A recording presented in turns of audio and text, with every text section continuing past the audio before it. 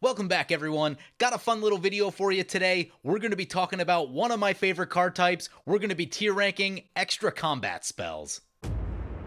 So this video might be helpful to you if you have a deck where you want an extra combat spell, but you're not exactly sure which one to go with, because a lot of them are very similar, and sometimes it can be quite tricky to decide which one's actually the best for that deck. And I've played just about every one of the cards on the list that we're going to talk about today, so I have a really good feel on where you want to use each of them, and I'll talk about some of their strengths and weaknesses.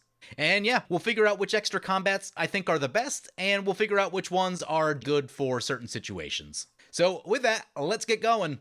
First up on the list, we've got Godo Bandit Warlord. Godo is an interesting one because his wording is a little bit different than some of the other ones. When it attacks, you untap it and all other samurai. There's an additional combat step. I remember there was an old MTG Mudsta video where someone forgot that Godo untaps itself, and they kind of messed up their second attack because of it. So Godo does untap itself. Remember that. As far as just the extra combat portion of Godo, it is helpful if your other creatures have vigilance, and that allows them to attack on each of those combats as well. And that's definitely something that's come up for me over the years as I've played this deck, but the real draw to Godo is the Godo Helm combo. You can either run that as a commander, as a CEDH deck if you want, or you can just jam it into any other red deck as a way to close the game out from the 99.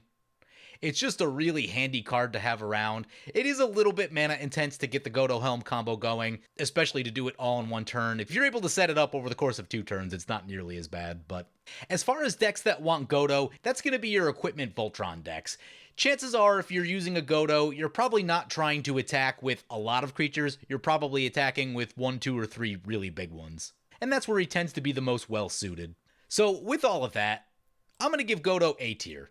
Its utility in finding an equipment is super helpful, its ability to combo is incredibly powerful, but it's not the extra combat spell that you want for every single deck. If you're doing like a straight aggro go-wide type of thing, Godo isn't necessarily the first thing that I would go for, especially if I'm pretty equipment light.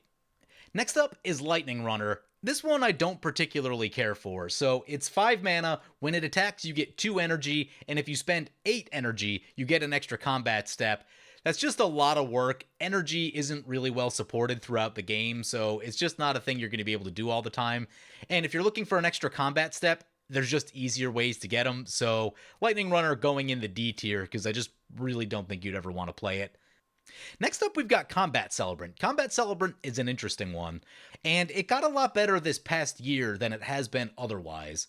So if you exert it, meaning it won't untap during its next untap step, untap all creatures you control, there's an additional combat step. What is nice about it is it does have the untap all creatures wording, which is really helpful if your creatures get tapped down by an ice effect or something else random, or if you're doing like a tap creature tribal kind of thing. But the main problem that I have with Combat Celebrant is it's actually very fragile as a 4/1. So by itself, you either need an opponent that has no blockers in play, or you need to be able to put some equipment on it, or just give it some way to protect itself a little bit better, because it dies to almost everything in combat, and that's steered me away from it over the years. But it has gotten a lot better in the past year because it does go infinite with Rionia Fire Dancer, and that combo is really easy to set up in a Winota deck. So because of all that, I'm going to give Combat Celebrant a B tier. It's totally playable in a lot of different decks, but it does suffer from being very fragile. And also, it doesn't come down with haste naturally, so it's going to be best suited if you can drop it down late with an Urabrask in play or something like that, and get that extra combat immediately. If opponents can see it on the board, good chance they're probably going to shoot it, because extra combats are really strong. And just thinking about the strength of extra combats, so if you compare an extra combat to an extra turn, I generally say that an extra combat is about 40% of an extra turn. You won't get an additional untap step for like lands and mana rocks or anything like that. Some of them will untap your creatures. You won't get the extra card draw, but the combat step is a pretty sizable portion of the turn, so I always say it's about 40%. And 40% of an extra turn is still really good. Anyway, moving on from that. Next up, we have Najeela the Blade Blossom. So whenever a warrior attacks, you make another tapped and attacking warrior with Najeela, and then you can pay Wooburg to create an extra combat step, untap all your creatures, give them trample, lifelink, and haste. So most people know Najeela from either really high power decks or from the CEDH tables, And she is very, very good as a CEDH commander, like one of the best. Especially if you want to do some attacking in CEDH, because not that many commanders really let you attack for the win in CEDH, but Najeela does. And generally, lets you do so infinitely. The one real problem I have with Najeela is the Wooburg mana cost. It just means you can't put it in a lot of different decks. So it's not really the first thing that I'm thinking about if my goal is I just need an extra combat spell in my deck. So for that reason, I'm going to give Najeela A tier. Again, because it's probably not the first extra combat spell you're going for, but it is really powerful as a commander, like one of the most powerful commanders ever printed. And it basically goes infinite with a ham sandwich. Like, it combos with so many different cards. It is really easy to get infinite combat steps with Najeela. Next up, we have Breath of Fury. Breath of Fury is another interesting one because it does allow you to go infinite, but it's kinda hard to do. So you enchant a creature with it, and whenever the enchanted creature deals combat damage to a player, you sacrifice that creature, put Breath of Combat on another creature, untap all creatures you control, there's an extra combat step. I've really only found about 2 different places that you would really use this, and generally both of them are going to be inside of a Winota deck. If you're using Aura Touch Mage to grab it in a Winota deck, it can be an effective combo in there. It's still a little bit awkward, it's one that I've played quite a bit. And I'm thinking about shifting away from that in my Winota build in favor of the Combat Celebrant Rionia Fire Dancer combo, because that's a much easier one to set up. But the other place that you might use Breath of Fury is in some sort of red deck that's using cards like Loyal Apprentice, Legion Warboss, and Goblin Rabblemaster, where it makes a token on each of your combat steps. Generally inside of the Winota deck, when you're trying to do the combo with that, you want one of those 3 cards in play, because that does actually allow you to go either infinite or just get a lot of combat steps. The problem is still that it's an aura, which means it's pretty easy to shoot the creature and then fizzle the whole thing. Or if your opponents just have blockers and you don't have a way through them, that will also fizzle the combo. Breath of Fury is not my favorite, but because of the combo inside of Winota, I'm going to give it C tier. Generally, I'm not going to play it because there's usually better options, so it's not unplayable, but it is one of the harder extra combats to use. Next up is Hellkite Charger.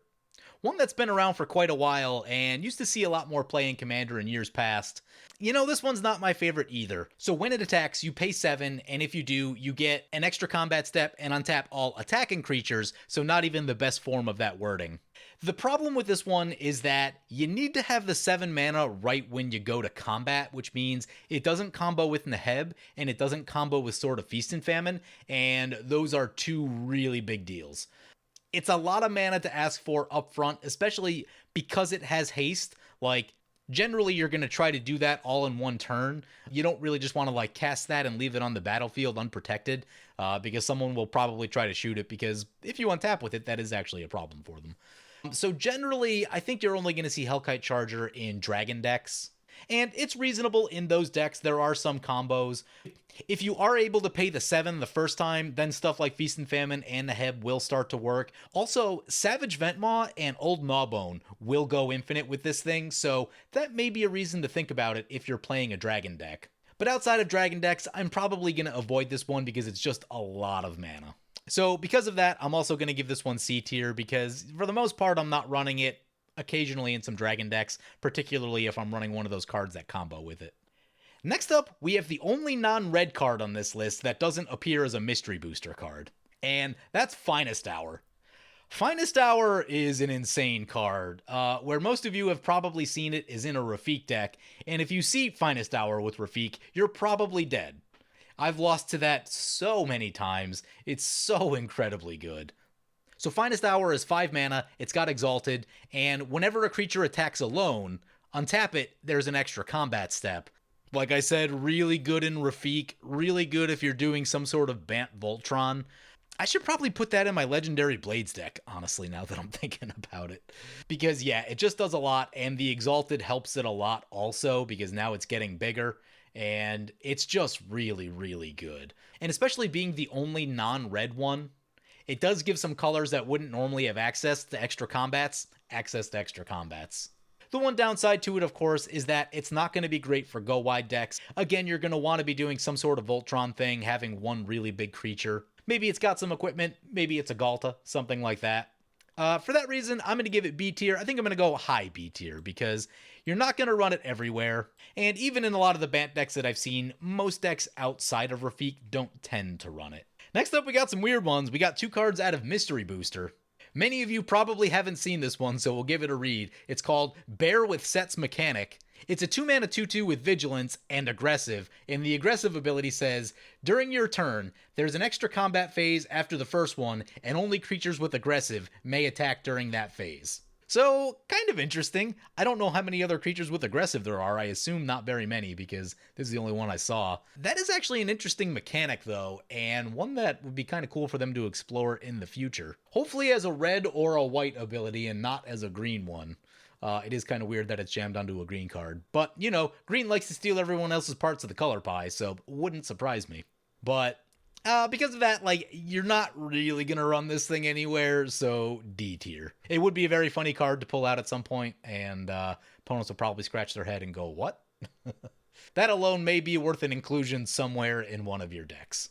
Next up, another one that wasn't on my radar before doing the Gatherer search for this video is Throat Wolf. It's a 3-mana 3/1. You may cast it during an opponent's combat phase. It has First is Strike, which means it deals its damage before First Strike damage. And it says, after each opponent's first combat phase, there's an additional combat phase, and only Throat Wolf can attack during that combat phase. So it's kind of weird. I don't know that that ruling, like, technically works, because you are declaring an attacker during your opponent's combat steps. It's really strange. But the First is Strike idea is interesting. I've long talked about Triple Strike being a thing, and how I'd like to see more Triple Strike. The problem is that they complain that they would have to rewrite the combat step in order to do it. You have to actually add new rules to allow for that. And, like, it's not that it's impossible. I think they're just being kind of lazy about it. Because if you look at all the rules they had to create for Mutate, I'm like, rewriting the combat step's not that big of a deal, to be honest with you. But again, this one, you're probably not going to run this anywhere, but it'd be really funny if you did. But again, that's going to be a D tier. Next up, we have another one that's interesting. That's Relentless Assault. Relentless Assault is the meat and potatoes of extra combat steps. It doesn't give you a lot of the little nice extra things that a lot of the other really good extra combats give you, but it is just an extra combat spell at 4 mana, which does make it one of the most efficiently costed extra combat spells, because most of them are 5 or 6 mana or more. And the other nice thing about Relentless Assault is that it's also really cheap cost-wise. A lot of the other really good extra combat spells are actually really expensive to buy in paper. Aurelia was up around like $20 or $25, so they're not the cheapest things ever. If you're like me and you have like 20 decks that need extra combat spells, that cost does add up. Relentless Assault is nice in that it's less than $2. It's been reprinted a bunch. It's not the most desirable of all the extra combat spells because it doesn't have any of those little extra things attached to it, but if you're building a deck on a budget and you're just like, I need an extra combat spell, Relentless Assault is very decent. So for that reason, I'm going to give it low B tier. It's very playable. It's probably not better than a lot of the other B tiers, but I think it's still better than the C tier cards. Because yeah, if you fire off a Relentless Assault at the right time, it's going to give you an easy extra combat, and you might be able to win the game with that. So B tier. Next up, we have Response Resurgence. This is one that I actually tend to forget about a lot, kind of piggybacking off of Relentless Assault. This one's also nice because it's also cheap in paper. With the Commander Legends reprint, I'm seeing it at 18 cents, so that is a steal for an extra combat. Now, it is red and white, so you do need to be in at least a Boros deck to be able to run this one. There's some things I like about this one, and there's some things I don't like about this one. What is nice about it is that it gives your creatures First Strike and Vigilance, and sometimes that matters a lot. If you're playing a go-wide aggro deck, that is actually really, really important. Because now a lot of your smaller creatures might survive where they wouldn't have previously, and also you're not going to be completely tapped out where you die on the backswing if you don't kill everyone at the table. So those are two really nice things, but it doesn't untap your creatures, and that can be an issue sometimes. There are times where you just need to untap your creatures because they're tapped for one reason or another, and this one doesn't give you that. But the First Strike and the Vigilance is nice. It is rare that you'd ever play Response and shoot something. It has to be a really important target if you're burning Response instead of saving it for the extra combat spell. I've almost never used the Response side of this card, so generally I only think about the Resurgence half.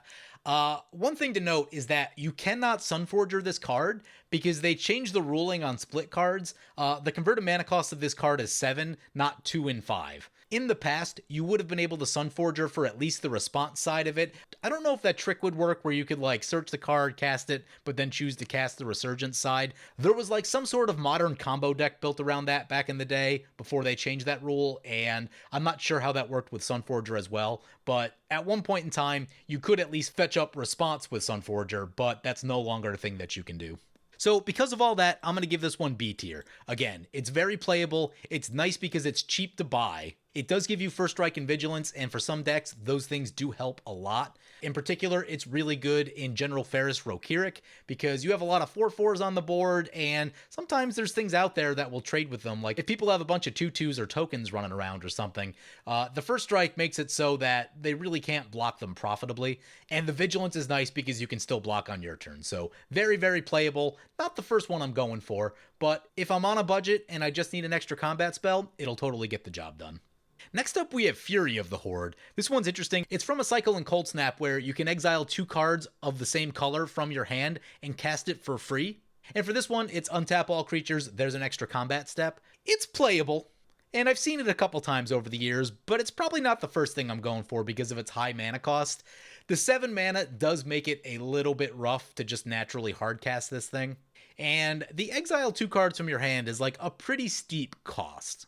You probably wouldn't do that unless that attack is going to win you the game, because you're probably nearly empty-handed after that, right? Red decks aren't known for drawing cards super well, so if you're exiling 2 other cards, casting that thing, your hand's probably looking pretty thin. So you better kill everyone at the table, otherwise things might go really badly if like your opponents survive and drop a board wipe or something like that. So for Fury of the Horde, like I've said, I've seen it a few times over the years. I've even lost to it a few times over the years.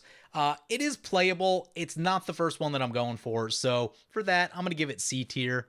We'll call it high C tier. It's probably more playable than some of the other ones, but it's just not a card you run into very much. Be sure to let me know in the comments if you run Fury of the Horde in case there's any scenarios I'm missing with it, because the free cast does give it some merit and means that there may be a place that you actually do want to run this. So let me know if I'm missing that. Next up is one that's only ever been printed one time, and I just found out is very expensive now. Savage Beating is about $48 in paper, which is crazy, making it the most expensive extra combat spell with only Aggravated Assault even coming close. Yeah, they probably need to reprint Savage Beating in a commander set or something, because it's getting very expensive, and like, it's a good card. It's not $48 good, but it is good. So the thing that's nice about Savage Beating is that you cast it during the combat step, and you can either choose to have an extra combat step, or give your creatures double strike, or entwine it and do both. So the main reason you would run this one is for the entwining. Giving yourself double strike and the extra combat, if you have a couple good creatures in play, that is often going to be enough to kill the table. You can get a lot of things done with Savage Beating. The only real downside to Savage Beating is it's just not a part of any of the infinite combos, but it is really, really good on its own. In general, from what I've seen, Savage Beating is better in non-Boros decks, because with Boros decks, it is really easy to set up one of the infinite extra combat steps, and that's probably something you want to work toward, especially if you're in a stronger setting. But I do find if you're playing mono red, Savage Beating does become a really good option, just because it is harder to get double strike on all your creatures in red. There's a couple enchantments that do it, but they are a little pricey and a little clunky mana-wise. So if you are doing some sort of go-wide thing in mono red, I do really like Savage Beating. So for that reason, I'm going to give it the lower end of A tier, because it is a very good, very playable card. It has a high price tag for a reason, because people do want to play it. But like I said, its main drawback is just the fact that it doesn't go infinite like some of the other ones can. But when you need the table dead, it'll probably make the table dead. Moving on, one of my personal favorites, Waves of Aggression. So we just spent some time talking about infinites. Waves of Aggression does allow you to do that. Waves of Aggression also only has one printing and is apparently about $26 right now. Another card in bad need of a reprint. Wish I picked up more of those back in the day. So Waves of Aggression only untaps your attacking creatures, which is the less good of the two wordings that typically appear on extra combat steps. But the retraceability makes it insane. There's a lot of different things you can do with retrace that make Waves of Aggression better than most of the other combat spells. So with the retrace ability, here's a common line of play that comes up when I'm playing decks with Waves of Aggression in them. You hit something with a Feast and Famine, untap your lands, cast Waves of Aggression, assuming it's in your hand the first time. Go back to combat, hit them again, untap your stuff again, and then, if you have a land in your hand, you can retrace it and do that again. And where it kind of turns into a combo is if you add Mask of Memory or some sort of card draw equipment into the equation, where now you're refilling your hand. Once that's the case, it's not true infinite, but squeezing off 3, 4, or 5 extra combat steps is generally going to kill the table. To the point where, every time I drew Waves of Aggression at Magic Fest Vegas, I won the game. It was only like 3 games where it showed up, but when it did, everyone died. Waves of Aggression is that good. The other thing too, that retraceability is really good against discard and wheels. So for one reason or another, cards may end up in your graveyard, also mill. And when that's the case, as long as no one exiles your graveyard, Waves of Aggression just sits there waiting for you to use it. It's so incredibly good. The other thing to talk about too with Waves of Aggression is that it is a white card, so it does require that you're running white. White has Land Tax and Gift of Estates, and those are 2 cards that you probably want to be running anyway, and are going to put a bunch of lands into your hand, which make it really easy to retrace Waves of Aggression. It's one of the rare times where something actually combos really favorably with something that white is doing, because white just doesn't get a lot of love in the combo department. So it is just kind of surprising to me how good white cards that put lands into your hand are with Waves of Aggression. Because of all the things I just said, Waves of Aggression is going S tier. If I had more of these, I would run them in more decks. I only have 1 copy in paper. $26 is pretty steep for more copies of that card, I won't lie to you. But it is very, very good. The only real downside to it is that you can't play it in mono white or mono red, both of which would very much like to have access to that card, especially mono white. I was actually telling someone earlier on Twitter today, if you could play Waves of Aggression in mono white, that would dramatically alter the effectiveness of mono white combat decks, because the one thing they are really missing is an extra combat. And take something like a God Eternal Oketra, which is a very good aggressive white deck. But the problem is always that everything's kind of slow, you kind of see everything coming. But if they were able to drop an extra combat in a deck like that, you probably kill the 2 players in the lead and then just deal with the one that's kind of behind. And as good as God Eternal Oketra is, it would really go to like another level if Waves of Aggression was available. And that would be true of almost all other mono white combat decks. Here's to hoping they white shift the Waves of Aggression. Next up, one of my all-time favorite Magic cards, my favorite commander, Aurelia the Warleader. Aurelia does literal everything. 6 mana, Flying Vigilance Haste. When it attacks, untap all creatures you control. There's an additional combat step. Aurelia just does everything. She is the perfect extra combat spell. She's one of the very few extra combat spells that actually supplies you with more damage than you had already, because she is a creature with haste that does add to the amount of damage that you're able to do when casting said extra combat spell. When you cast Relentless Assault or Waves of Aggression, those aren't giving you any extra damage other than the combat itself, where Aurelia is now bringing another creature into the equation. That in and of itself is really strong. Flying Vigilance Haste by itself is pretty strong, to the point where I run Aurelia in almost all of my aggro decks. I've definitely run out of copies of Aurelia, and again, I think they're hitting up around like $25 as well. So another one that's pretty expensive and needs another reprint kinda badly.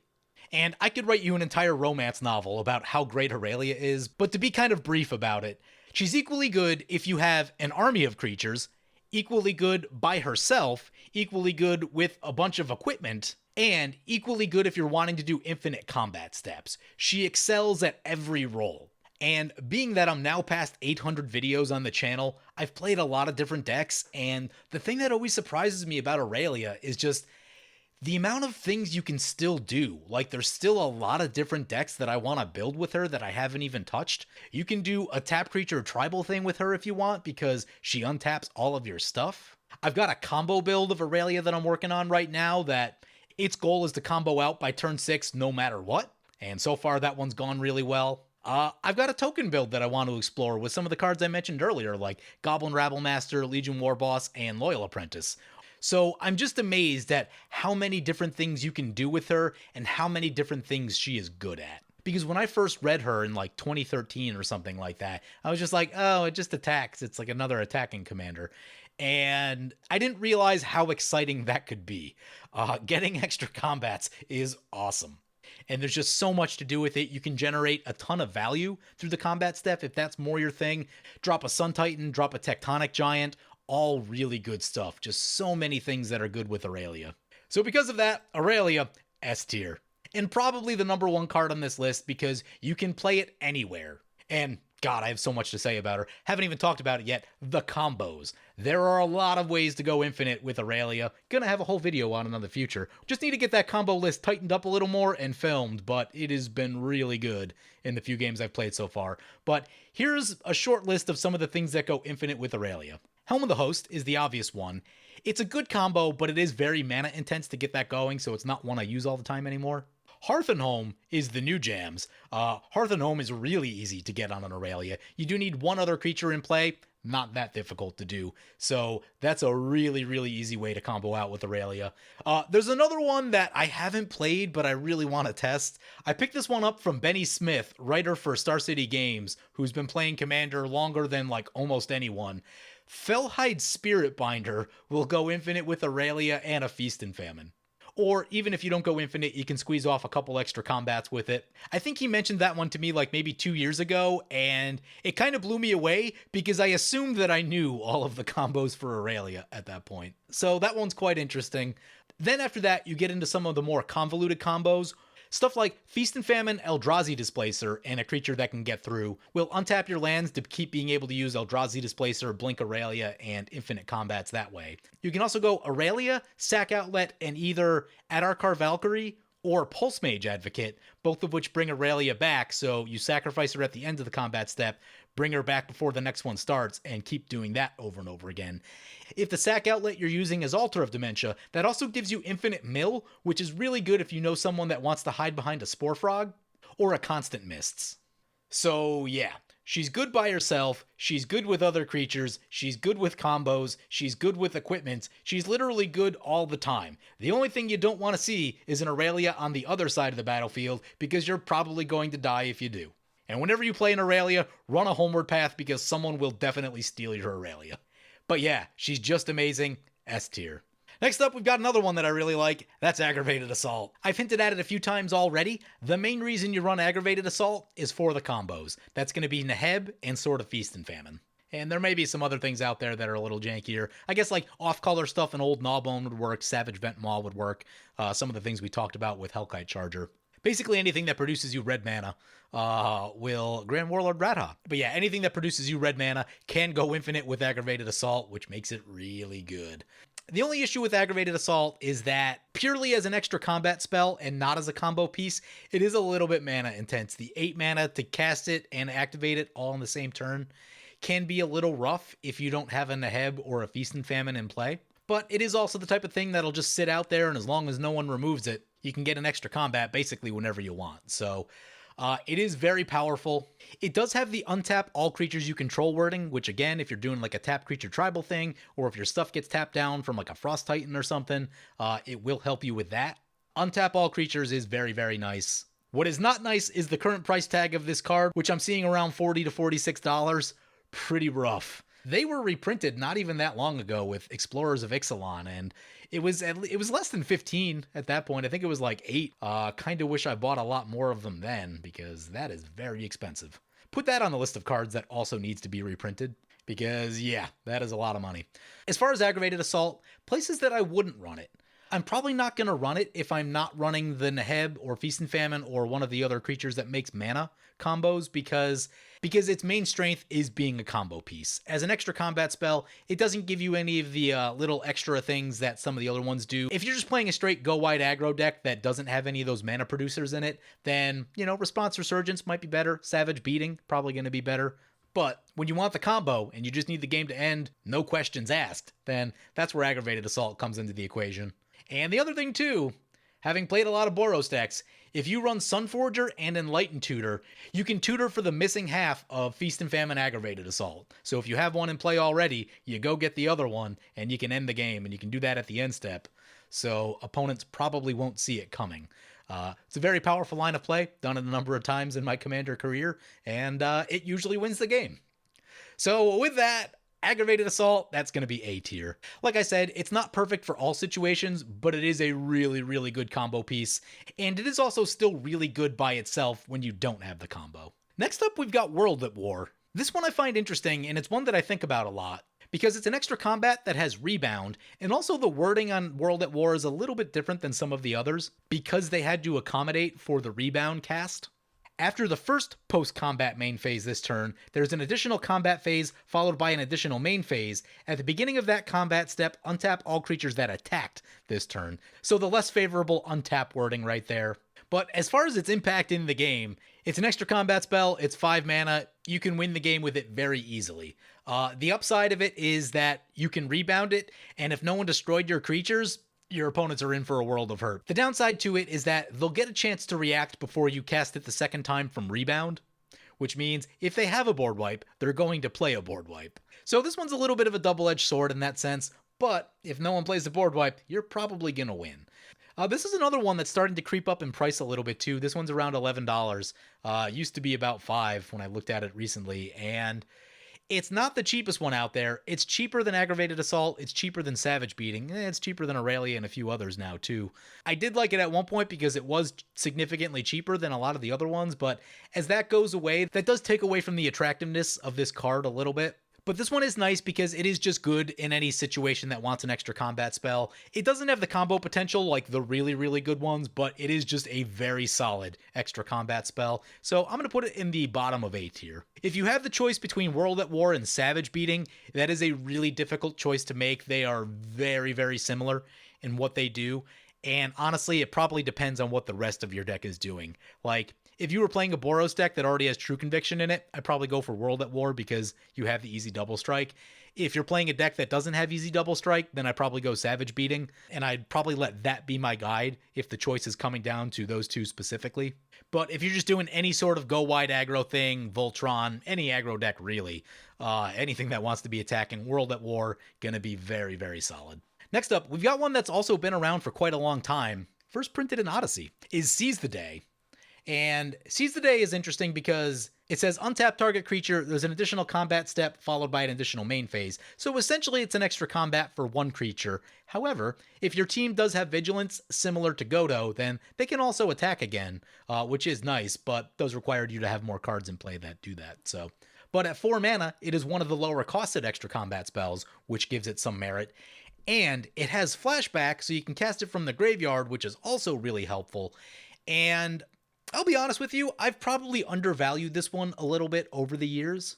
Because, again, like we talked about with Waves of Aggression, there's a lot of reasons cards may end up in your graveyard, and being able to flash that one back is really, really good. It just waits there until you need it, and that's super, super helpful. Now, it's not a full extra combat, so you're probably not going to run this in a go-wide aggro deck. This one tends to be relegated to Voltron decks, specifically, because it does just untap the one creature. But in Voltron decks, it will kill you. It is very good. It is a card that I've lost to, and it's very powerful when it comes down. Right now, I'm currently running it in Brunor, and I've definitely got some people with it. And the fact that it's aggressively costed is really nice. On turn 5, it is very easy to go Seize the Day and leave up like a Blacksmith skill or a Faith Shield or something like that so no one shoots your commander. That's just a really nice thing to be able to do. So I was just about to give this one a B tier, and because of the flashback, I think I talked myself into the low end of A tier. I do think that I've undervalued this one just a bit over the years.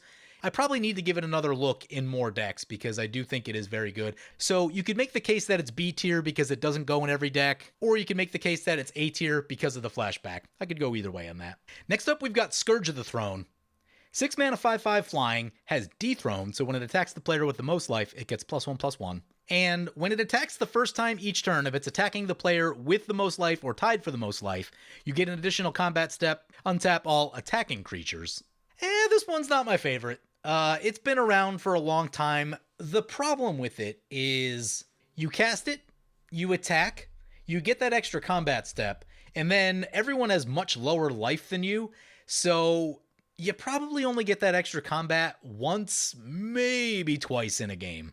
It's just less effective than a lot of the other extra combat spells. Now, it is a body, which is nice, It does mean that because it's a creature, you can get it back late in the game with some reanimation or something like that. And it does supply additional damage, similar to Aurelia. But generally, if I feel like I need an extra combat, I'm probably not going for this one. Again, I think this one's probably just relegated to Dethroned decks and Dragon decks. Because, yeah, you're probably just not going to get more than one extra combat step with it. So, for that reason, I'm going to give it C tier. And our final extra combat spell, Moraug, Fury of Akoum. 6 mana for a 6/6. Each creature you control gets +1/+0 for each time it's attacked this turn. Landfall, this wording's tricky. Whenever a land enters the battlefield under your control, if it's your main phase, there's an additional combat phase after this phase. At the beginning of that combat, untap all creatures you control. What that means is, you want to landfall Moraug in your second main phase. If you landfall Moraug in your first main phase, what happens is, your additional combat phases happen before your normal combat phase, and that means when you get to your normal combat phase, there's no untap trigger, so your creatures will be tapped out for that final attack step. So, very important, do your landfall in the second main phase with Moraug, and that won't happen. I believe there's a Game Nights episode where they did mess that up, but it had just come out, and it's a very complicated interaction, so I get it. But yeah, that is one that is easy to mess up, and I think someone played one in Vegas and that came up too. So be careful with that. Landfall in your second main phase. But Moraug is a really good extra combat spell. It provides probably the most additional damage of all the extra combats because it has that each creature you control gets +1/+0 for each time it attacked, which means that even 2-power creatures have 3, 4, 5 power by the end of the turn. And that's actually a really big deal, and big creatures obviously get even bigger, but Moraug supplies a lot of extra damage and is very good for go-wide decks, any sort of red aggressive deck. Just a lot of places it's really, really good. The only real downside to it is that you do need a land. You do need to be able to trigger that landfall ability. It's not a terribly difficult thing to do. If you're playing a deck that has Moraug in it and it's like turn 10, you might want to just hold a land in your hand if you don't have anything that you specifically need that mana for, in case Moraug shows up. Again, it's not a hard requirement to meet, but it is a requirement in exchange for a really, really powerful extra combat step. So because of that, I'm going to give Moraug A tier, because you can jam it into just about any aggressive deck, and it's going to be really good. You do have to time it, make sure you get the landfalls when you need them. You got to have those lands handy, so that does subtract just a little bit, keeps it out of S tier in my opinion. But a few other thoughts on Moraug. It is frustrating that they made it so it won't go infinite with Sword of the Animus. I get it, that might be like a little bit strong of an interaction, but is that really that much different than Aurelia Hearthenholm? It seemed weird that they included the landfall if it's your main phase wording. It seems like that's unnecessarily restrictive in an era where they haven't been restrictive about anything at all, right? Like, you want to draw every card in your deck? Sure, go right ahead. But one final thought on Moraug. Moraug's also less than $5 right now, so it's probably worth picking up a few copies because, like I said, a lot of the cards on this list are starting to get pretty expensive. And being that Moraug was printed recently, I doubt it's going to see a reprint for at least a couple years. So if you're planning to need some extra combat steps and you're not looking to break the bank buying them, Moraug is a really good place to be right now. As far as all the extra combats in the A tier right here, it's the most cost effective right now. Even Seize the Day is almost $10. So if you like to play red aggressive decks, definitely pick up a couple Moraugs, because I just can't imagine that it'll stay super cheap forever. Next up is Zariel. Almost forgot to talk about Zariel, but it's a 4-mana 4-loyalty planeswalker that ultimates at 6 and gives you an emblem that is essentially Seize the Day. It untaps one creature and gives you an extra combat step. So I haven't played this one yet, but overall I'm going to give Zariel a low B tier. It's not going to be the best if you just need a combat spell, but as a planeswalker it does seem very solid. Its abilities do seem very nice. So anyway, yeah. That is all of the extra combat spells. There are 21 of them in the game, including the mystery booster cards. I'm still very upset that there is not a mono-white extra combat spell. I feel like that's a thing that needs to happen. As of the 2017 Color Pie article, extra combats were tertiary in mono-white. I have to double check the 2021 Color Pie article to see if they got rid of it or what they did with that. But I think it's time. I think it's time for mono-white to have an extra combat. Put it on an equipment, make it feel white somehow, and I think it's totally fine. So anyway, If you're looking at extra combats for your deck and you've been kind of stuck on which ones you think you should include, I hope some of the stuff that I've included here can help you make that decision a little bit better. Because yeah, when you start looking at all these A tier extra combat spells, there is not a lot of difference between them. Like, the differences are very, very slight. For me personally, and the decks that I like to play, generally Boros decks, the 4 that I'm going with are Aurelia, Waves of Aggression, Moraug, and Aggravated Assault, and probably Aggravated Assault before Moraug, just because I really like my Feast and Famine Aggravated Assault combo, or Naheb. These are the 4 that I use in most of my decks. But anyway, yeah, hope you guys enjoyed this look at extra combat steps. Hope you got some useful information out of it. Hope you enjoyed the video, and as always, feel free to comment, like, or subscribe. Thank you for watching.